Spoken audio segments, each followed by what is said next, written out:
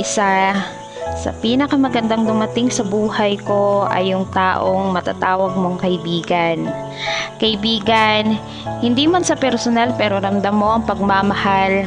Kaibigan, ito sila na kapag may problema ka, andyan agad sila.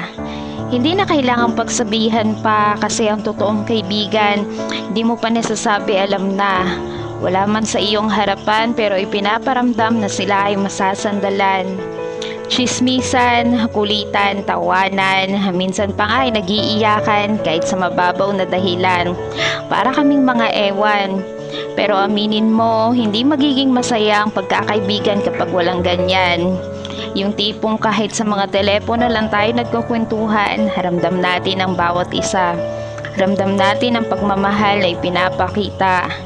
Kahit pa umabot tayo sa puntong nagkakatampuhan, pero naayos din naman. 8 buwan na pala ang ating pagsasamahan. Tayo yung grupo ng kaibigan na kapag may problema ang isa, ay problema na rin ang lahat. Kami yung kaibigan kapag may nararamdaman kang mabigat. Andito kami makikibuhat. Para pakiramdam mo ay gumaan, andito kami ang iyong sandalan.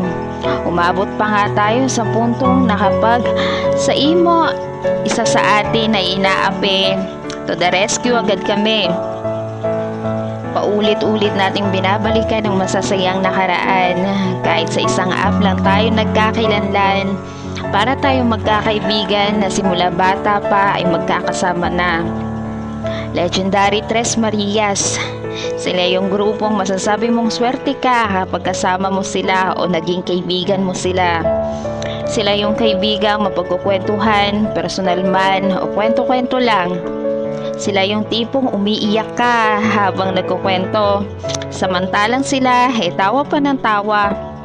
Matalik na kaibigan. Sa panahon ngayon, wala ka nang mahanap na katulad nila. Di man sa personal nagkakilala pero ramdam mo andyan sila. Sa mga kaibigan ko sa imo, maraming salamat sa inyo. Sana ay huwag kayong magbago. Sana maging magkaibigan pa rin tayo hanggang dulo. Kahit pa magkaroon na tayo ng mga apo, magkaroon man ng tampuhan, sana wala pa rin iwanan.